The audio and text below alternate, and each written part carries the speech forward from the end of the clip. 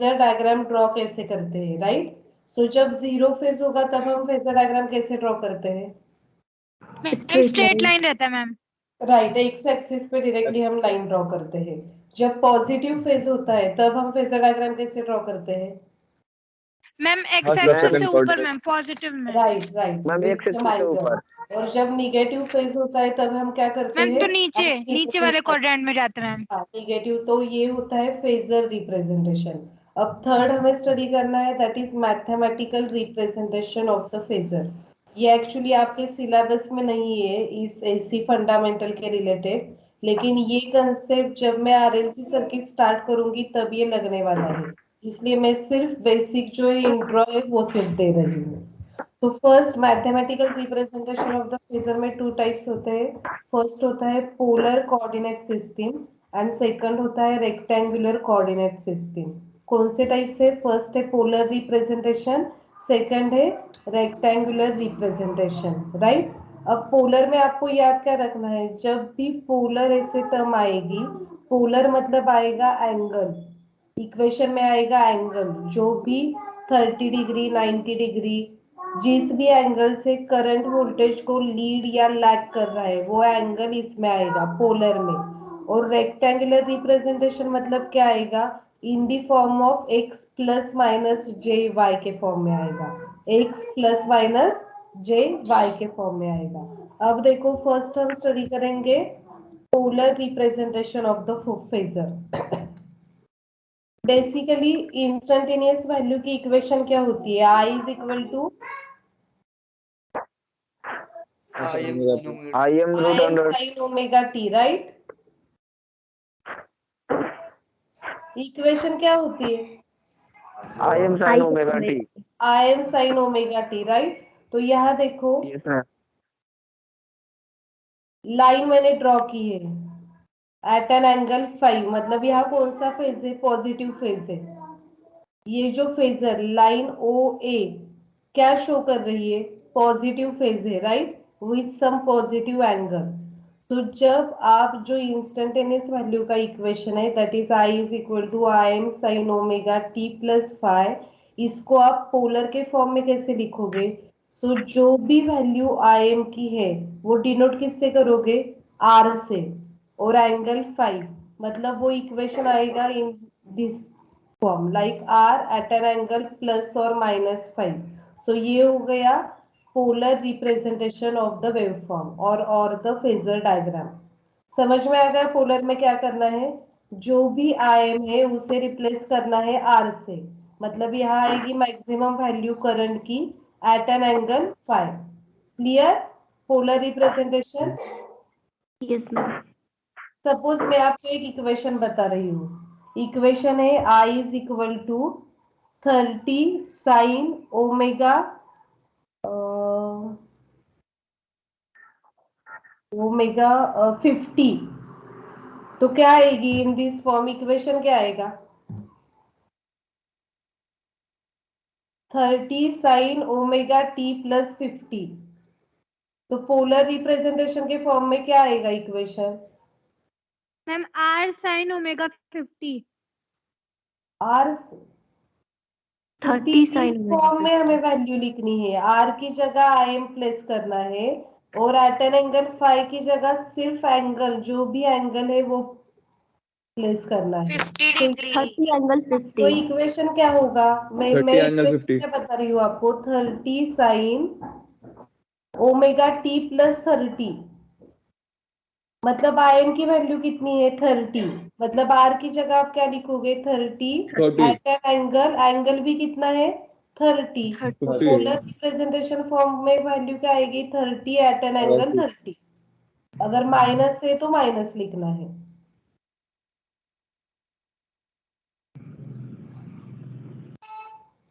Ma'am एक बार फिर से बता दीजिए। देखो, फेजर रिप्रेजेंटेशन के टू टाइप्स है। फर्स्ट है पोलर प्रेजेंटेशन रिप्रेजेंटेशन, सेकंड है रेक्टेंगुलर रिप्रेजेंटेशन। जो भी इंस्टेंटेनियस वैल्यू का करंट का इक्वेशन क्या होता है? I is equal to I M sine omega T, right. Yes ma'am. अगर एंगल होगा तो इक्वेशन क्या होगा, I is equal to I M sine omega T plus 5 जब पॉजिटिव फेज है। निगेटिव फेज है उस टाइम इक्वेशन क्या आता है, I is equal to I M sine I omega M minus 5। Sine omega T -5। 5। So जब भी आपको वो इंस्टेंटेनियस वैल्यू का इक्वेशन पोलर के फॉर्म में रिप्रेजेंट करना है, मतलब क्या करना है, we have to write this equation like this, R at an angle 5। तो यहाँ आर क्या रिप्रेजेंट करेगा, मैक्सिमम वैल्यू ऑफ करंट, और 5 मतलब क्या आएगा, एंगल, जिस एंगल से करंट वोल्टेज को लीड या लैग कर रहा है वो एंगल इधर आएगा। अब मैंने आपको इक्वेशन क्या बताया, I is equal to 30 sine omega T plus 50। तब मुझे पोलर फॉर्म में क्या आएगा ये बताओ, 30 sine omega T plus 50। 30 ∠50। Correct, I am की वैल्यू 30 क्या at है an angle इक्वेशन 50. से, 30, एंगल कितना है 50। सो पोलर फॉर्म में आपने रिप्रेजेंट कैसे किया, 30 एट एन एंगल 50। सो समझ में आ गया पोलर मैम रिप्रेजेंटेशन। पहले मैम आपने बोला था 30 एट एन एंगल 30। हाँ मैंने पहले 30 बोला था, लेकिन आपका कंफ्यूजन मुझे लगा हो रहा है, इसलिए मैंने 50 एंगल बोला बाद में। अच्छा अच्छा ठीक है। समझ में आ गया सबको polar yes representation. Yes ma'am. Yes polar ma'am. Representation में ये इक्वेशन सिर्फ याद रखो, R at an angle plus और माइनस 5। आर रिप्रेजेंट करेगा वैल्यू ऑफ आई एम और 5 रिप्रेजेंट करेगा value of angle. Correct. Yes ma'am. Next आता है रेक्टेंगुलर रिप्रेजेंटेशन। अब रेक्टेंगुलर रिप्रेजेंटेशन मतलब क्या है, सपोज करंट की इक्वेशन है I is equal to I M sine omega T, right. I M sine omega T है, मतलब रेक्टेंगुलर रिप्रेजेंटेशन में आपको याद रखना है कि मुझे एक x कंपोनेंट मिलेगा, एक कंपोनेंट मिलेगा y कंपोनेंट। सो x कंपोनेंट में मैं वैल्यू लिखूंगी आई एम कॉस फाइ, और y कंपोनेंट में क्या वैल्यू आएगी, आई एम साइन फाइ।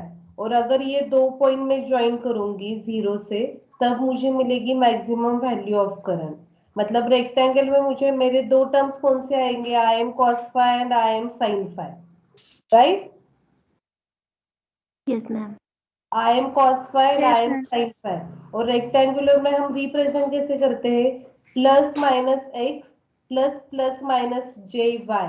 अब x मतलब क्या होगा, आई एम कॉस फाइ, और y मतलब क्या होगा, I M sine phi. x की वैल्यू होगी आई एम कॉस फाइ क्योंकि वो x एक्सिस पे है, और y की वैल्यू होगी आई एम साइन फाइ क्योंकि वो y एक्सिस पे है।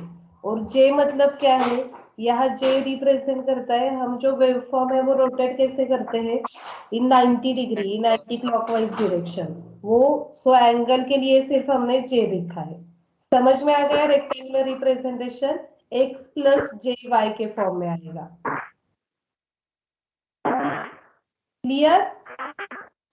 Yes, ma'am. पोलर में क्या आता है, r at an angle plus minus 5। r represent करता है maximum value of the current, 5 represent करता है एंगल, वो पॉजिटिव हो सकता है या निगेटिव हो सकता है। नेक्स्ट आता है rectangular representation of the phasor. So rectangular representation में आपको इक्वेशन याद रखना है, ये x plus minus J Y, where x की वैल्यू आएगी आई एम कॉस फाइ और y की वैल्यू आएगी आई एम साइन फाइ। अब नेक्स्ट पॉइंट आता है, आपको कन्वर्ट करना है for simplification, polar to rectangular and rectangular to polar. तो ये कैसे कन्वर्ट करते हैं, फर्स्ट देखो पोलर टू रेक्टेंगुलर कन्वर्जन करना है। अब पोलर टू रेक्टेंगुलर कन्वर्जन करना है मतलब हमें वैल्यू किस फॉर्म में आनी चाहिए, हमारी value plus X plus Y के फॉर्म में आनी चाहिए, right. Yes, ma'am. Yes ma'am. Polar में रहता है r at an angle 5। So r हो गई मेरी maximum value. So x component मेरा आएगा r cos phi, y component मेरा आएगा r sin फाइ। इसलिए रेक्टेंगल में मैं कैसे लिखूंगी, r cos phi plus j r sin phi. ये हो गया पोलर टू रेक्टेंगल, क्योंकि पोलर फॉर्म ऐसे है, देखो r एट एन एंगल 5, तो मैं r का x कंपोनेंट लिखूंगी, r का y कंपोनेंट लिखूंगी। r का x कंपोनेंट आएगा r cos फाइ, आर का वाई कंपोनेंट आएगा आर साइन फाइ। सो ये हो गया पोलर टू रेक्टेंगुलर कन्वर्जन। समझ में आ गया polar to rectangular? Yes ma'am. Next अब करना है आपको रेक्टेंगल टू पोलर, मतलब वैल्यू आएगी आर की और ब्रैकेट में उसके बाद आएगा एट एन एंगल। तो सपोज मेरी ये इक्वेशन है रेक्टेंगल का, x प्लस जे वाई, इसे मुझे कन्वर्ट करना है पोलर में। पोलर में आता है equation r at an angle phi, तो मुझे पहले r की वैल्यू निकालनी होगी। सो r की वैल्यू में कैसे निकालूंगी, under root X square plus Y square, इससे मुझे मिलेगा r। उसके बाद मुझे निकालना है फाई। फाई के वैल्यू के लिए फॉर्मूला है tan inverse y upon x।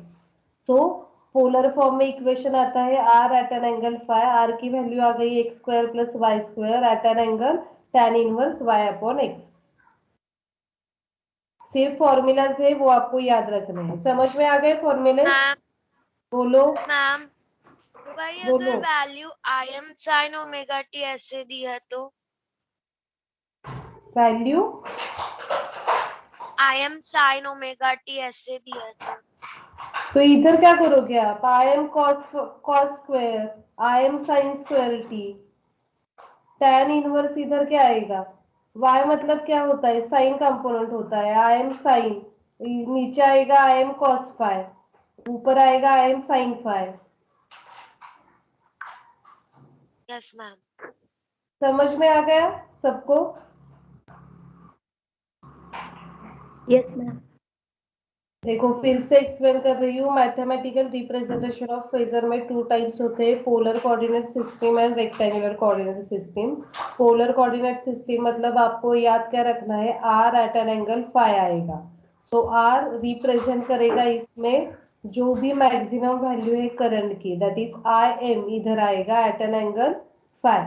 Phi तो पॉजिटिव हो सकता है या निगेटिव हो सकता है। सो ये हो गया पोलर रिप्रेजेंटेशन। रेक्टेंगल रिप्रेजेंटेशन में आपको क्या याद रखना है, कंपोनेंट्स आएंगे एक्स एंड वाई के। हाँ, रेक्टेंगल रिप्रेजेंटेशन में आपको याद रखना है इस फॉर्म में इक्वेशन आएगा, plus minus X plus minus J Y. X represent क्या कहेगा, X component of that current, that is I M cos phi. और नेक्स्ट वाई क्या रिप्रेजेंट करेगा, I M sine phi. So equation क्या आएगा, I M cos phi plus J I M sine phi. ये हो गया rectangular representation of that instantaneous equation. Next आपको for simplification convert करना है पोलर टू रेक्टेंगल। अब पोलर टू रेक्टेंगल कन्वर्ट करना है मतलब पोलर फॉर्म क्या होता है, R at an angle phi, उसे मुझे किस फॉर्म में लिखना है, प्लस के, X plus minus J Y के फॉर्म में। तो मैं पहले x की वैल्यू निकालूंगी। x की वैल्यू मेरी क्या आएगी, यहाँ टर्म है r, r का x कंपोनेंट क्या आएगा, r cos फाई, और y कंपोनेंट क्या आएगा, r sin phi. So equation आएगा r cos phi plus jr sin phi. Next मुझे कन्वर्ट करना है रेक्टेंगल टू पोलर। अब रेक्टेंगल टू पोलर कन्वर्ट करना है मतलब क्या करना है, बताओ क्या आएगा फॉर्मूला, मुझे r at an angle phi के फॉर्म में लिखना है। सो r की वैल्यू क्या आएगी, X square ma'am plus under root X square plus Y square, Y square, और फाई की वैल्यू क्या आएगी, tan inverse tan Y inverse upon Y X. Upon X. हाँ, सो ये हो गया। अब आपका एसी फंडामेंटल जो चैप्टर था वो हमारा फिनिश हो गया है आज। What is AC, what is DC, difference between AC to DC. Next हमने लर्न किया generation of the ma'am AC voltage. इसका मैम ये जो इसका आपने नोट्स प्लीज पढ़ाया आज भेज पोलर टू दीजिएगा मैम। रेक्टेंगुलर कन्वर्जन, मैम ये पीपीटी कब देंगे आप? मैंने परसों भी शेयर की है ना, जितनी हुई है उतनी। पीपीटी दोनों यूनिट की मैंने शेयर की है टीम में। मैम मैम ये जो आपने टीम्स में पोलर और रेक्टेंगुलर, हाँ, मैम ये इम्पोर्टेंट है, मतलब हमारे सिलेबस का है। ये एसी फंडामेंटल में नहीं है आपको, लेकिन जब मैं आरएलसी नेक्स्ट चैप्टर स्टार्ट करने वाली हूँ ना, तब ये लगने वाला है। आपको न्यूमेरिकल सॉल्व करने हैं polar to rectangular and rectangular to polar convert करके। तो कल संडे है, कल ही सभी कैलकुलेटर परचेज करो, क्योंकि polar to rectangle and rectangle to polar calci में डायरेक्टली आता है। तो ये सब कैलकुलेशन चलिए करने की आपको जरूरत नहीं है। मैंने जो अभी आपको फॉर्मूलाज बताए ना, X square plus Y square tan inverse Y upon X. तो ये आपको करना नहीं पड़ेगा अगर आपके पास कैलकुलेटर है तो। कैलकुलेटर में मैं अगर directly R at an angle five type करूंगी ना तो मुझे रेक्टेंगल फॉर्म डायरेक्ट आता है। मतलब इस फॉर्म में मुझे डायरेक्टली कैलकुलेटर पे इक्वेशन मिलता है, that is value of X and value of Y. इसलिए कैलकुलेटर कल ही परचेस करो, क्योंकि अब मैं न्यूमेरिकल लेने वाली हूँ, polar to rectangle and rectangle to polar. अगर कैलकुलेटर मैम नहीं आपने है किसी सिखाया के नहीं पास कैसी तो चीज करना है समझ में कैलकुलेटर। नहीं आएगा किसी को। मैम मैम हम्म मैम कैलकुलेटर नंबर FX991MS चलेगा क्या? वहां देखो, हाँ चलेगा। वहां पोल करके ऑप्शन है ना, पोल एंड REC करके। पोल POLL। हाँ, मैम कहाँ पर होगा ये, ऊपर या नीचे? नीचे ही होगा, व्हाइट या येलो में लिखा होगा, देखो POL। Ma'am calculator scientific ma'am के लिए कैलकुलेटर असाइनमेंट है। कब इसको असाइनमेंट सबमिट करना है क्या?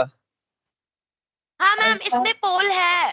हाँ तो वही हमें पोलर कन्वर्ट करने के लिए वो ऑप्शन है, polar to rectangular and rectangular to polar. इसलिए बोल रही हूँ हाँ मैम कैलकुलेटर है परचेज इसमें। करो। मैम मैम आप खुद ही बता दीजिए कि कौन सा, मतलब ये क्या नाम है, क्या कहते हैं इसको? मॉडल अरे, कैलकुलेटर कैलकुलेटर कौन सा कंप्यूटर कैलकुलेटर लेना है मैम? 82 ms। जिसमें मैंने साइंटिफिक स्टार्टिंग में कैलकुलेटर। बोला है, जिसमें आप इक्वेशन सॉल्व कर सकते हो, वो वैसा कैलकुलेटर परचेज करो। मैम तो मतलब शॉप पे जाके क्या बोलेंगे कि इक्वेशन सॉल्व हो जाए, इक्वेशन, वो हाँ वाला दे दीजिएगा। इक्वेशन सॉल्व, 2 अननोन्स 3 अननोन्स आपको फाइंड करते आने चाहिए कैलकुलेटर। पागल हो। मैम 82 ms चलेगा? उस पे होते हैं ना इक्वेशन सॉल्व, मुझे नहीं मालूम उस पे होते हैं या यस नहीं। मैम होते हैं। हाँ तो वो मैम करो। जो असाइनमेंट है वो हमें 82 MS पे हो रजिस्टर। रहे हैं तो सभी 82 MS ही परचेस करो। नो और मैम उस पे कल सब नहीं होता है। कैलकुलेटर, आज या कल कैलकुलेटर सभी परचेस करने वाले हो, नहीं तो आपको एक भी न्यूमेरिकल समझ में नहीं आने वाला है। मैम असाइनमेंट कब तक करना सबमिट? आप ही बोलो कब सबमिट करोगे। आप मंडे ही मैम। बताओ। मैम कल प्लीज आप ग्रुप पे ठीक है, डाल कल दीजिएगा मैम। कल मैम करो सब। किस पे मैम किस पे करना है, हमें पेजेस पे या कल मैम रजिस्टर पे? कल मैम कहाँ पे करेंगे? मैम कल मैम संडे है, कल मैम कल मंडे को संडे करते है। हैं। मैम कल संडे है मैम। तो आप ही बोल रहे हो ना कल करते हैं। नो मैम कल नहीं। मैंने आपको ही तारीख दे को दी कर दी थी, कब करोगे बता। हाँ कौन कल वाला भाई? हाँ कौन है कल वाला? मंडे को करो, मंडे को। Monday Monday ma'am ma'am. Monday को यस मैम। केमिस्ट्री करना है। हाँ मैम। तो आप बताओ मुझे, इसीलिए मैं बोल रही हूँ, आप ही मैम बोलो। ट्यूसडे, मैम ट्यूसडे को मैम कर देंगे वेडनेसडे, मैम। मंडे को हो जाएगा। Ma'am Wednesday. मंडे को हो जाएगा। आज ही क्वेश्चन तो है। मैम ट्यूसडे का 27। मैम मैम कॉपी में करना है कि पंच पेपर में लिखना है? कॉपी। कॉपी पे करो। पेपर में कर दिया है मैम, पेपर में। मैम मैंने शीट पे मैम कर दिया कॉपी है। असाइनमेंट जमा करना है ना सिर्फ। मैम सीट पे कर रहे हैं ma'am ma'am. Notebook. Ma'am sheet पे कर दिए हैं। ठीक है, सभी सीट पे शीट कर पे दिया करो। मैम। उसको शीट पे मैम करो मैम मैम सब। कॉपी पे शीट पे। सबमिट करना इजी रहेगा मैम, मैंने कॉपी पे कर दिया है। आपने बोला भी था कॉपी पे करने के लिए। मैम ये अरे बस जिसने शीट सबमिट पे मैम करो। करा है मैंने वो भी शीट कभी करा कॉपी था। पे जैसे फोटो करना है होती मैम। है। ठीक है, अगर किसी ने शीट पे किया है तो वो शीट आप नोटबुक कॉपी में पे चिपका अटैच दे। करो। Yes ma'am. Ma'am seat ma'am पे मैम शेयर तो फोटो ही करनी है ना फिर भी। इस हाँ, चैप्टर का मैम ये जो अभी खत्म हुआ है एसी सर्किट, श्रुति मैम तुम्हारी इसका आवाज कौन सा क्लियर नहीं आ रही है मुझे, समझ मैम में आप नहीं। लिंक दोगे ना, मैम उस पे डालना होगा ना। मैम हाँ, मैम इस चैप्टर का नोट्स प्लीज आप ग्रुप पे डाल दीजिएगा मैम। किसका नोट्स? इस चैप्टर सेकेंड का यूनिट एसी। मैम। और मैम लास्ट ने मैंने भेज कल दिया है, मैम थ्योरम ने भेज की, दिया है। थ्योरम का मैंने कल एसी सेंड किया है, चेक किया आपने? तो कल रात को ही क्या मैंने मैम? थ्योरम के सारे स्टेप्स टीम्स में भेज दिए, चेक करो। केवीएल, केसीएल, सुपरपोजिशन चेक नहीं किया आपने अभी तक? मिले ही नहीं मैम। हाँ मैम। मैम हम मैंने भेजा है मैम टीम्स में। मैम ये टीम्स में पता ही नहीं चलता है मैम। ये देखो, ऐसे स्टेप्स लिख के मैम ये मैंने तो बस भेज दिए हैं teams में। डीसी सर्किट थ्योरम्स के ही हैं। हाँ वही थ्योरम्स के मैं बोल रही हूँ, ऐसे मैंने सभी थ्योरम्स के आपको भेज दिए हैं नोट्स। वो तो ठीक है ना, मिलेंगे कहाँ पे, ये दिख तो नहीं रहे कहीं। मैम सुनिए मैम, इसको अरे उस पे भी ये डाल दिया करिए मैम, ग्रुप बैक पे। करके इसमें फाइल्स में जाओ ना। हाँ ठीक है, आज हाँ ग्रुप में मिल गया भी मिल शेयर गया कर दी हूँ। मिल गया मिल गया। हाँ वहीं पे। लेक्चर के बाद ग्रुप में ये शेयर टीम्स में, मैम टीम्स में समझ में नहीं आता मैम, ग्रुप में ही डाल दीजिएगा और प्लीज नोट्स डाल दीजिएगा मैम, हम लोग कंप्लीट कर लें, अदरवाइज फिर पीछे रह जाएगा। हाँ ठीक है ठीक है। हाँ थैंक यू मैम। और असाइनमेंट के लिए नया नोटबुक बनाना है क्या? हाँ मैम हम लीव कर सकते हैं? मैम 100 पेजेस वाला बनाया चल जाएगा? हाँ 100 पेजेस का ही बना। और मैम आप टीम्स पे लिंक दोगे या फिर आपको कैसे भेजना है व्हाट्सएप पे? रहेगा तो गलत हो जाएगा मैम। मैम क्या मैम जिसने पेपर पे कर लिया उसका क्या फिर? जिन्होंने वो पेपर पे पेपर किया कॉपी में है ना, वो चिपकाएगा क्या मैम ने बोला करो, है। वो जो पेपर है वो नोटबुक में अटैच करो किया स्टेपलर से। मैम हम लीव कर सकते हैं क्या? क्या कर सकते हैं? लीव। क्यों? Ma'am attendance. टाइम कितना हुआ है? मैम 12 बजे। टाइम हो गया मैम। 11:30 to 12:30 लेक्चर है हमारा। ओ सॉरी Yes, मैम, ma'am. भूल गया। जिसको Yes, लीव ma'am. करना है वो लीव कर सकते हो, मुझे कुछ भी प्रॉब्लम नहीं है। आपको अगर कुछ इम्पोर्टेंट काम है, मीटिंग है आपकी, तो आप लीव कर सकते हो। I don't have any problem. Postpone कर देंगे, पोस्टपोन। मैम वो नहीं मैम, सीट में किए थे वो पूछ रहे थे। सो नेक्स्ट हमें लर्न करना है that is single phase AC circuit. सबको ये समझ में आ गया? Polar to rectangle, rectangle to polar, polar representation क्या है और रेक्टेंगुलर Yes, रिप्रेजेंटेशन क्या है। Yes, now ma'am. Second unit का सेकंड चैप्टर अब हम स्टार्ट कर रहे हैं, that is single phase AC circuit. अब जब मैंने आपको डिफरेंस पढ़ाया था एसी एंड डीसी का, तब लास्ट पॉइंट क्या था, याद है आपको? Difference between AC and DC yes ma'am. भूल गए ना सब? क्या होता है डिफरेंस? मैम किसमें difference? Difference between AC and DC. देखो लास्ट पॉइंट क्या शो कर रहा है, in DC circuit have only resistance, but in case of AC Ma'am, we is have it resistance, resistance with capacitor capacitor and and inductor? Inductor, Yes, right. ma'am. तो अब Yes, हमें ma'am. क्या study करना है, single phase AC circuit. Single phase AC circuit मतलब क्या आएगा, resistor आएगा, इंडक्टर आएगा एंड क्या आएगा, थर्ड थर्ड क्या आएगा, कैपेसिटर। Capacitor. सो 3 टाइप्स के सर्किट हो गए। फर्स्ट होगा प्योरली रेजिस्टिव सर्किट, नेक्स्ट होगा प्योरली इंडक्टिव सर्किट, थर्ड होगा purely capacitive circuit. So first we have to study that is purely resistive circuit. इसका मीनिंग क्या है, सर्किट सिर्फ कैरी क्या करेगा, रेजिस्टेंस कैरी करेगा, only one parameter that is resistance, right. Now circuit diagram देखो, purely resistive circuit की circuit diagram कैसे आएगी, सप्लाई मैंने दिया है दैट इज एसी सप्लाई है, इसलिए इधर साइन वेव है। अगर डीसी होता तो क्या होता, positive and negative polarities, right. AC के लिए इधर साइन वेव मेंशन की है। So V is equal to VM sine omega T. उसके सीरीज में सिर्फ मैंने रेजिस्टेंस कनेक्ट किया है, current is flowing in clockwise direction. So ये हो गई प्योरली रेजिस्टिव सर्किट की सर्किट डायग्राम। नेक्स्ट, अब इसमें नेक्स्ट क्या आता है, हम वैल्यू कैसे निकालते हैं करंट की, पावर की, इन प्योरली रेजिस्टिव सर्किट। अब प्योरली रेजिस्टिव सर्किट है मतलब हम करंट की वैल्यू निकालने के लिए क्या करेंगे, ओहम्स लॉ यूज करेंगे, that is V upon R। तो V की वैल्यू क्या है, VM sine omega T upon R। सो इक्वेशन क्या आ गई, VM upon R into sine omega T. ये मेरी इंस्टेंटेनियस वैल्यू की इक्वेशन आ गई। नाउ ये इक्वेशन में कंपेयर करूंगी स्टैंडर्ड इक्वेशन से। सो स्टैंडर्ड इक्वेशन क्या होता है, I is equal to IM sine omega T plus five. लेकिन इस इक्वेशन में कोई एंगल है क्या, फाइव है प्रेजेंट, नहीं है, that is five is equal to 0।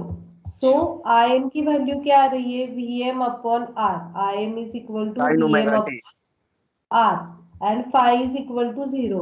So from this equation it is clear that in purely resistive circuit the current and the voltage applied are in phase with each other. In phase का meaning क्या होता है बताओ? हमने in phase, positive phase and negative phase learn किया है। What is meaning of in phase? Origin ma'am. Phase difference 0। हाँ, origin phase difference zero 0। रहता पर क्या आ रहा है? 0 आ रहा है। तो वही जीरो फेज डिफरेंस मतलब क्या है? Two quantities that is voltage and current are in phase. So ये हो गई theory related to purely resistive circuit. Purely resistive circuit में आप आई कैसे निकालोगे? Maximum value of current is equal to VM upon R, और phi जो होता है वो 0 होता है। और करंट एंड वोल्टेज की वेवफॉर्म जो होती है वो कहाँ से स्टार्ट होगी? 0 से ही स्टार्ट होगी at t is equal to 0। अब नेक्स्ट पॉइंट आता है waveform for purely resistive circuit and phasor diagram for purely resistive circuit. First diagram show कर रही है waveform for purely resistive circuit that is for voltage and current. तो जो ये अंदर की वेवफॉर्म है, first waveform, it is of current. So I is equal to I M sine omega T. यहाँ एंगल कोई भी नहीं है, इसमें मैंने फाई मेंशन नहीं किया है, फाई 0। नेक्स्ट वेवफॉर्म 0 से ही स्टार्ट हो रही है, वो वेवफॉर्म है वोल्टेज की, v is equal to V M sine omega T. अब इक्वेशन से आपको पता चल रहा है कि फाई इज इक्वल टू 0 है, मतलब 0 फेज है। जब फेज 0 होती है तब हम फेजर डायग्राम कैसे ड्रॉ करते हैं? Straight line. तो एक्स एक्सिस जो मैंने पहले V की वोल्टेज की लाइन ड्रॉ की, बाद में मैंने करंट की लाइन ड्रॉ की। वोल्टेज की लाइन जो है वो बिग है as compare to current. Why? Because from the waveform we can see that value of the voltage is greater than the value of the current. तो phasor में भी voltage की वैल्यू ज्यादा आएगी as compare to current, and both the quantities are in phase for purely resistive circuit. तो समझ में आ गया प्योरली रेजिस्टिव सर्किट का? मैम एक बार और बता दीजिए। देखो, प्योरली रेजिस्टिव सर्किट मतलब क्या है? मैंने एसी सप्लाई दिया है और सप्लाई को क्या कनेक्ट किया है? रेजिस्टेंस कनेक्ट किया है, ओनली रेजिस्टेंस।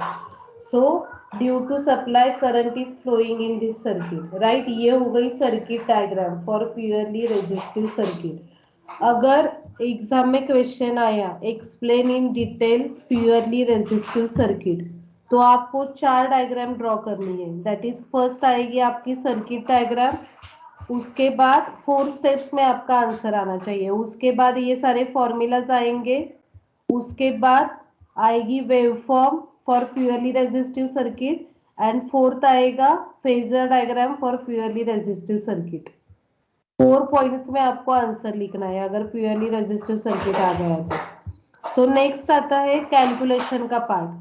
सो अगर प्योरली रेजिस्टिव सर्किट है तो हम कैलकुलेशन ऑफ करंट कैसे करते हैं? By using Ohm's law, that is I is equal to V by R, और फाई जो होता है वो 0 होता है। इसलिए इन प्योरली रेजिस्टिव सर्किट क्या होता है? Current and the voltage applied are in phase with each other. Why? Because phase difference is 0। Next आता है वेवफॉर्म। फेज डिफरेंस 0 है, मतलब दोनों भी वेवफॉर्म 0 से ही स्टार्ट हो गई। करंट की वेवफॉर्म स्टार्ट हो रही है 0 से, वोल्टेज की भी वेवफॉर्म स्टार्ट हो रही है 0 से। करंट की वेवफॉर्म के यहाँ मैंने इक्वेशन लिखा है, I is equal to I M sine omega T, V is equal to V M sine omega T. Now from the waveform it is clear that value of voltage that is V M is greater than I M. इसलिए phasor में मैंने diagram कैसे draw किए? V is greater than I and both are in phase। समझ में आ गया purely resistive का? Yes ma'am. यस अब मैम। नेक्स्ट आपको न्यूमेरिकल सॉल्व करना है। न्यूमेरिकल में देखो क्या दिया है, ये क्वेश्चन आया हुआ है फॉर 7 मार्क्स। देखो, it is asked question in May 19 for 7 marks। The alternating current expression is given by I is equal to 14.14 sin 100 pi t ampere. अब देखो इक्वेशन में फाई है क्या? है इक्वेशन में phi? No no ma'am. Ma'am. मतलब फाई नहीं है, मतलब फाई 0 है। फाई 0 कब होता है? किस सर्किट के लिए होता है? रेजिस्टिव सर्किट के लिए। मतलब ये जो वेवफॉर्म है इक्वेशन, वो किस सर्किट के लिए है? प्योरली रेजिस्टिव सर्किट के लिए। सर्किट के लिए। उसके लिए आपको क्या डिटरमाइन करना है? maximum value of the current, that is Im. So Im is given in the question only. Im is 14.14. 14.14. Next next आपको कैलकुलेट करनी है RMS value of current. RMS value आप कैसे निकालते हो? 0.707 into maximum value. IM. Next आपको निकालना है एवरेज वैल्यू। एवरेज वैल्यू कैसे निकालोगे? 0.637 इंटू मैक्सिमम वैल्यू।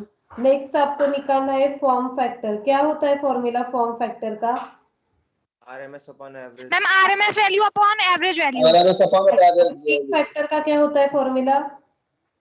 किसका ma'am? Peak factor. Peak factor का होता है ma'am maximum value upon RMS value. Right. और लास्ट आपको निकालना है power consumed when if flow through the resistance of the 10 ओम। मतलब आर गिवन है दैट इज 10 और पी के लिए आपको फॉर्मूला कौन सा यूज करना है? आई स्क्वायर RT. आर लेकिन आई आपको कौन सा लेना है? आरएमएस वैल्यू लेना है, एवरेज वैल्यू नहीं RMS. लेना है। For calculation of power we have to take RMS value of the current. So calculate करो और मुझे आंसर बताओ कितना आ रहा है। सॉल्व करो। मैम RMS 10 9.99 एक सेकेंड। 9.99 हाँ, थोड़ा हो गया भाई। आरएमएस वैल्यू आ रही है 10 ampere. Correct RMS value 10. Correct correct. Average value 9. 9.007. हाँ करेक्ट।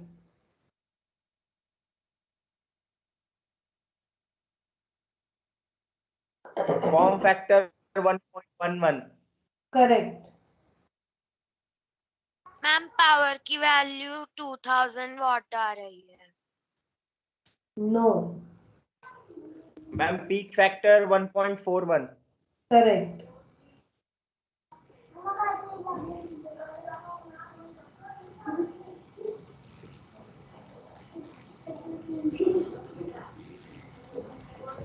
मैम 1000 आ रहा है power consumed.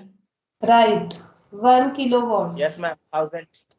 Yes ma'am I RMS आ रहा है 10 एम्पियर, एवरेज करंट आ रहा है 9 ampere, form factor is coming 1.11, peak factor 1.414 and power is 1 kilowatt. Yes, ma'am. जिनको समझ में नहीं आ रहा है वो देखो इधर सॉल्व किया हुआ है। देखो IM value of the IM is given in the question only, that is 14.14. So maximum value of the current is 14.14. Next we have to calculate RMS value. RMS value के लिए क्या होता है फॉर्मूला? IM into 0.707. तो जब मैं 14.14 into 0.707 करूंगी मुझे वैल्यू मिलेगी 10 ampere. Next for average value 0.637 into maximum value. Answer is 9 ampere. Next for form factor RMS upon average. RMS is 10, average is 9.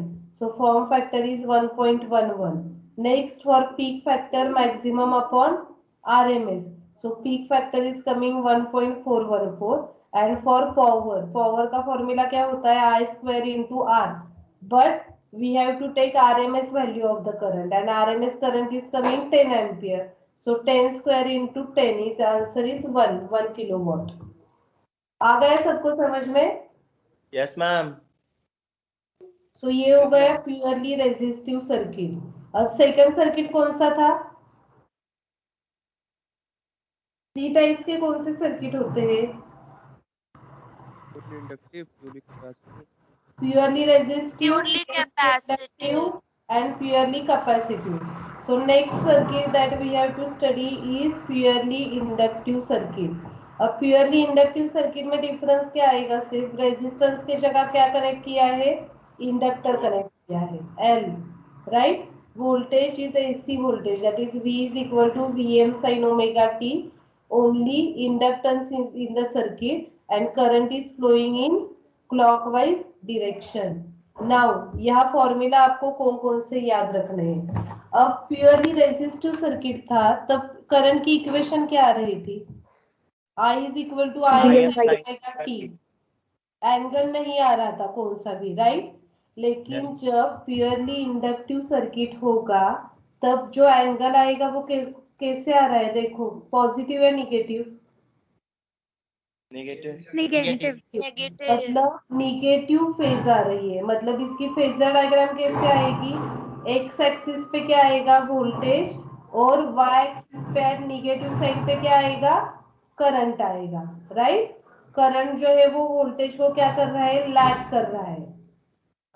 जब भी इंडक्टिव सर्किट होगा इक्वेशन आएगी I M sine omega t minus five. तो जब भी -5 equation में दिया है that time circuit is inductive circuit. अगर 5 नहीं दिया है तो सर्किट कौन सा होगा, रेजिस्टिव सर्किट होगा। रेजिस्टिव सर्किट में हम करंट कैसे निकालते थे, आई एम V/R. V/R। अब यहाँ इंडक्टिव सर्किट है इसलिए हमें इंडक्टिव रिएक्टेंस लेना है। सो आई एम की वैल्यू आएगी Vm/XL, और एक्सेल कैसे निकालोगे आप, 2πfl। L is equal to value of inductance. So ये 3 फॉर्मूलाज आपको मैंने याद रखने हैं। इक्वेशन क्या आएगी, I t is equal to I M sine omega t minus 5, I M is equal to Vm/XL, और XL is equal to 2πfl। Correct? Yes ma'am. Yes, ma'am. अब मैम एक बार नेक्स्ट, इसका डायग्राम दिखा दीजिए। हाँ दिखाती हूँ ना, एक सेकंड। अब देखो इसकी फेजर डायग्राम कैसे आएगी, करंट लैग कर रहा है, एंगल माइनस है, इसलिए वोल्टेज की वेवफॉर्म कहाँ से स्टार्ट हो रही है, 0 से, और करंट की वेवफॉर्म कहाँ से स्टार्ट हो रही है, सम निगेटिव एंगल से। तो करंट स्टार्ट हो रहा है निगेटिव से, इसलिए करंट की इक्वेशन क्या आ गई, आई M sine omega t minus 5,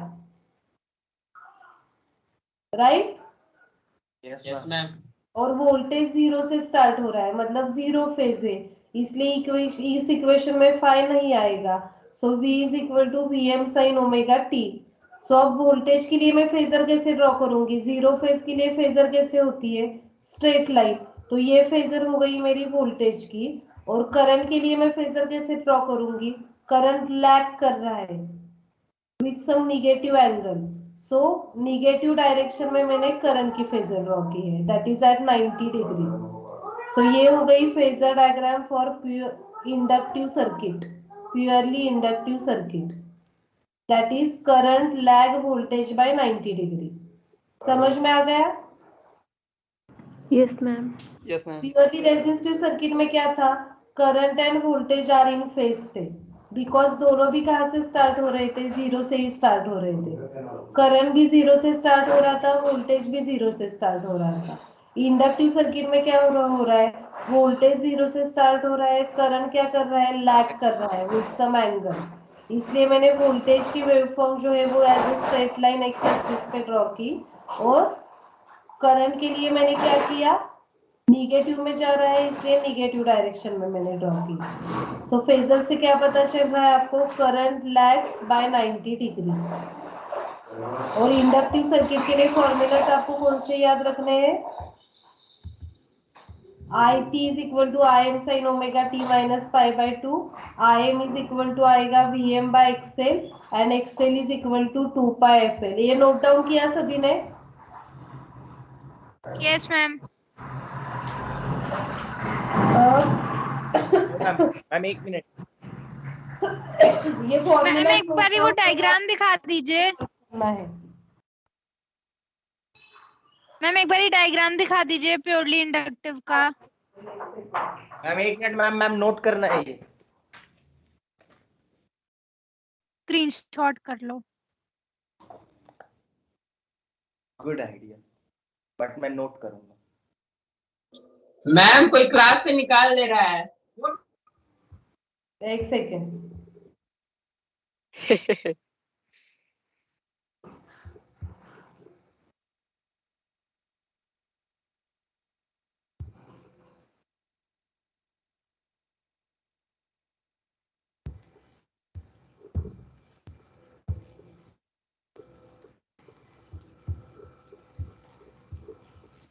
ma'am formulas ma'am. Excuse me ma'am. बोलो। मैम मैम किसी ने मुझे मैम मीटिंग से रिमूव कर दिया था मैम।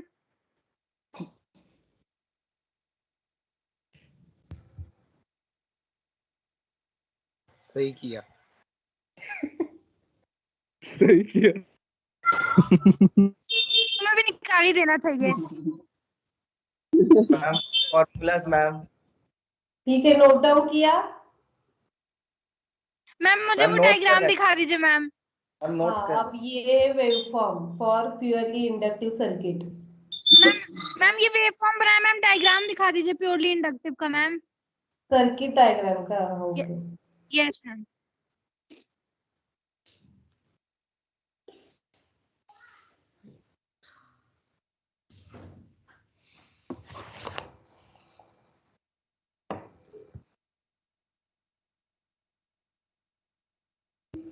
डन स्तुति? Yes ma'am. अब नेक्स्ट, प्योरली इंडक्टिव सर्किट के लिए आपको ये न्यूमेरिकल सॉल्व करना है। Find the ma'am expression for, हाँ मैम डायग्राम दिखाओ ना। सर्किट डायग्राम या waveform? Ma'am circuit diagram. Screenshot ले लो भाई।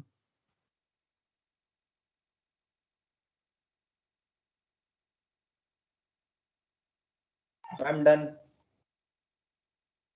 Now find the expression for the current which will flow when a pure inductor of 0.2 Henry is connected across 230 volt 50 Hz AC supply. Draw the phasor diagram. अब देखो question में क्या दिया है, value of L is given that is 0.2 Henry। ये V जो भी question में दिया हुआ होता है वोल्टेज, वो कौन सी वैल्यू होती है, मैक्सिमम वैल्यू या RMS value? Maximum value. Maximum नहीं है, ये आरएमएस वैल्यू है। ये जो वैल्यू गिवन है ना वो आरएमएस वैल्यू है। और आपको जब आप ये निकालते हो मैक्सिमम करंट, आईएम का फॉर्मूला क्या होता है for inductive circuit? PM I upon M R. Sine omega PM upon XL, right? ये आरएमएस वैल्यू है, आरएमएस का आपको कन्वर्ट करना होता है मैक्सिमम वैल्यू में। अगर आपने इधर गलती की तो सारे आंसर आपके रॉन्ग आने वाले हैं। तो मैम आईएम का वैल्यू 3.37। आईएम हाँ 3.37? Yes ma'am. नो। आपका जवाब बिल्कुल गलत है। So draw the phasor diagram आपको ड्रॉ करनी है। तो जो भी गिवन है वो नोट डाउन करो और फाइंड आउट करो पहले एक्सेल। पहले एक्सेल निकालो। एक्सेल का क्या होता है फॉर्मूला?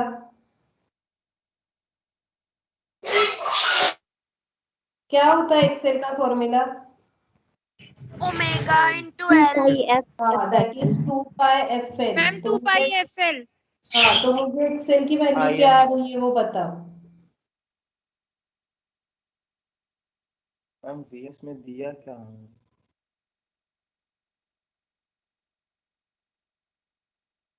Red pi ma'am. क्या? XL equal to 100 pi. XL is equal to 20 pi. ना 3.66। Sorry yes। 62.8। Correct, 62.831। Yes ma'am, और उसको फ्लो डिवाइड डायग्राम करेंगे तो होगा। फिर 3.66। हाँ, और 230 current upon 3.66। I is yes equal to ma'am. 3 by XL. Ma'am V जब आप मैक्स की वैल्यू 325.269। इसकी value V maximum V maximum yes ma'am कितनी आ रही है वैल्यू वी मैक्सिमम की? 325.269। कैसे कैलकुलेट किया मैम आपने? ये समझ नहीं आया कैसे सॉल्व करना है इसको। कैसे कैलकुलेट किया मैम आपने? हाँ, PRMS is equal to maximum upon √2। हाँ करेक्ट।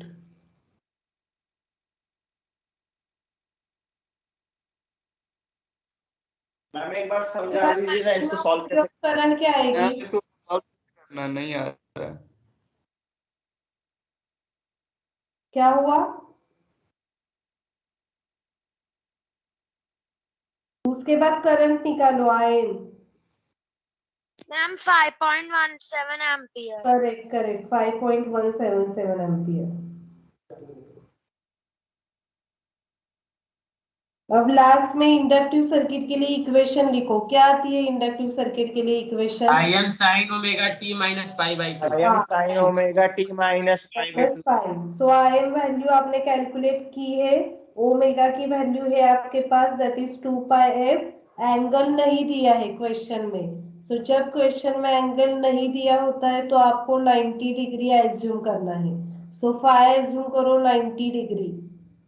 तो इक्वेशन क्या आएगा जब आप वैल्यू पुट करोगे तब? Sin omega t. I am sin omega t. 5.177 sine in bracket 314.159 minus 90 ampere. और लास्ट में आपको फेजर डायग्राम ड्रॉ करनी है for inductive circuit. That is voltage आएगा एक्स एक्सिस पे और on negative side of Y axis current आएगा 90 degree lagging. That is current lag voltage by 90 degree.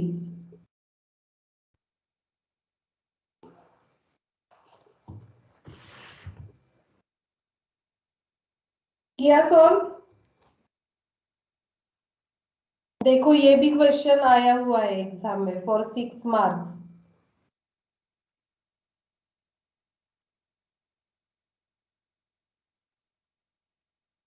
तो जो भी आप फेजर डायग्राम ड्रॉ करोगे उसके लिए 2 मार्क्स है और 4 मार्क जो है ये सारे आंसर के लिए।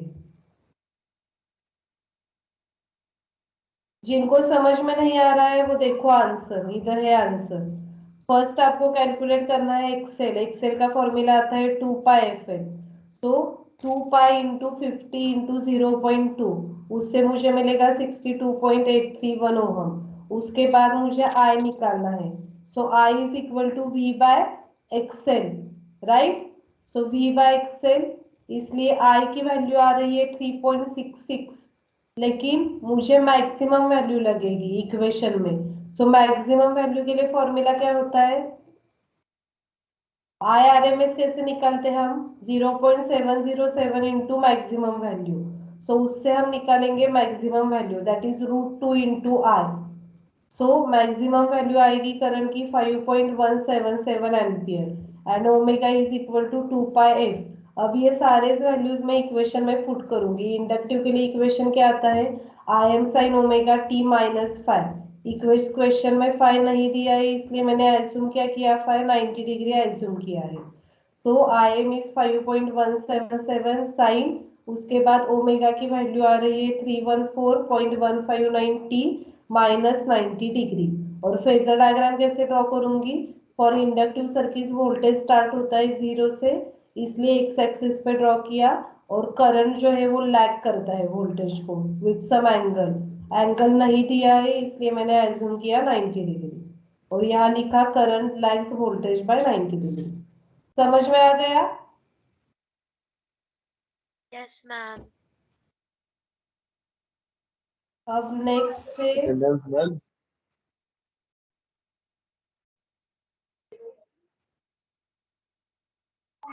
अटेंडेंस।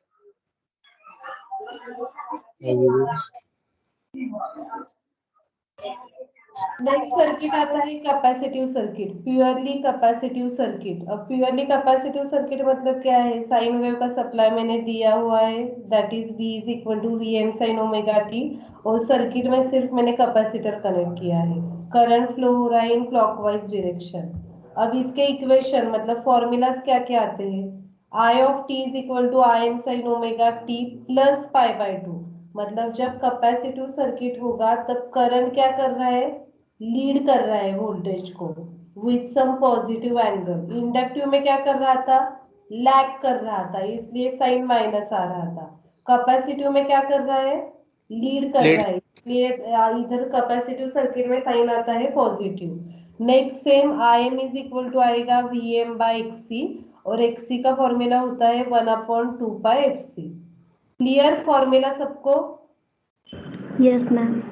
अब मुझे जल्दी बताओ, जब भी प्योरली रेजिस्टिव सर्किट होगा तब करंट की इक्वेशन क्या आती है? I M sine omega t. Correct. और I इज इक्वल टू क्या आता है? VM by upon VM R. upon R. Right. और जब इंडक्टिव सर्किट होता है तब इक्वेशन क्या होती है? IM sin omega t minus pi by 2. Minus pi by 2 और IM होता है मैम VM अपॉन WL हाँ, एक्सएल और XL is equal VM to upon Excel.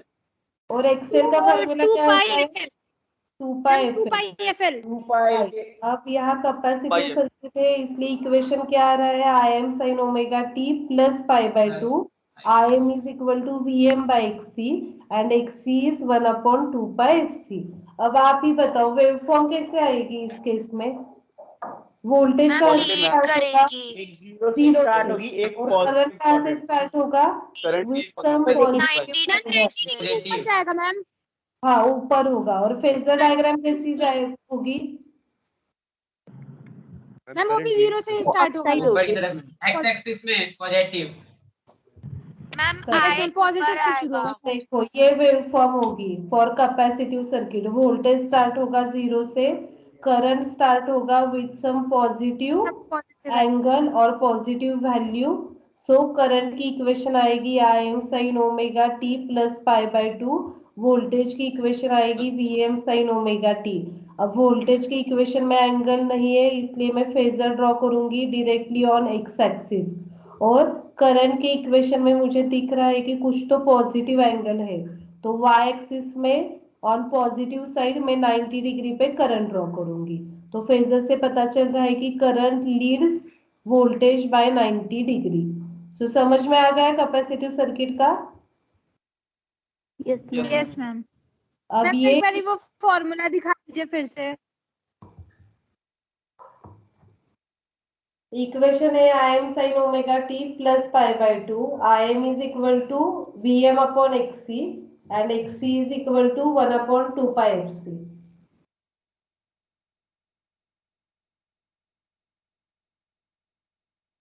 Note कर लिए मैम। क्या? मैम हो गया, नोट हो गया। मैम मैम एक बार डायग्राम दिखा दीजिए ma'am. Circuit ma'am diagram circuit diagram ma'am.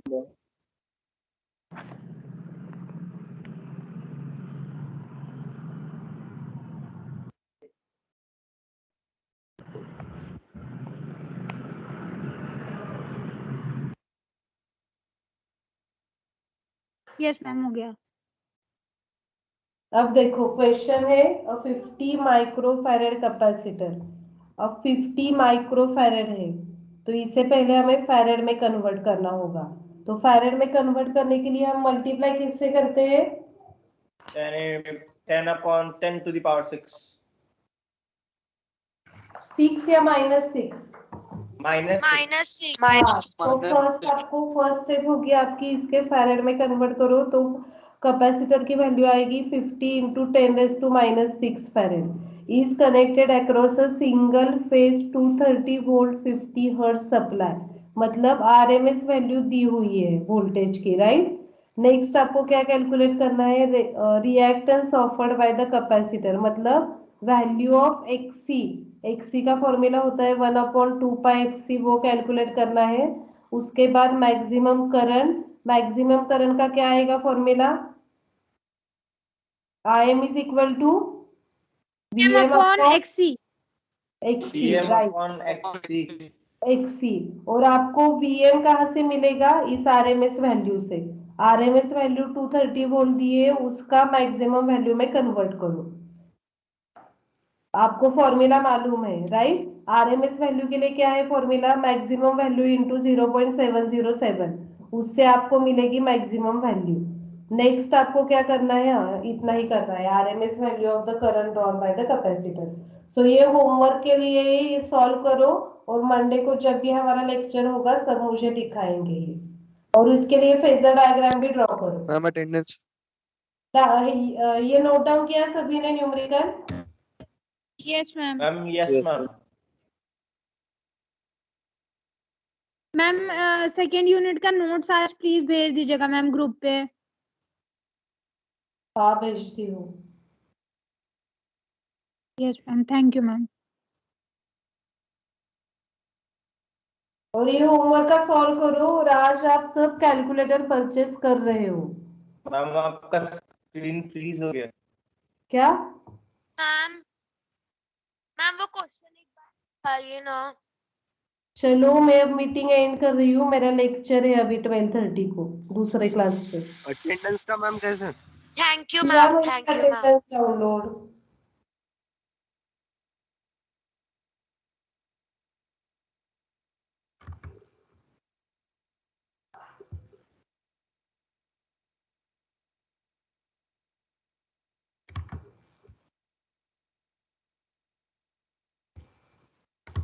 Thank you ma'am. Thank you.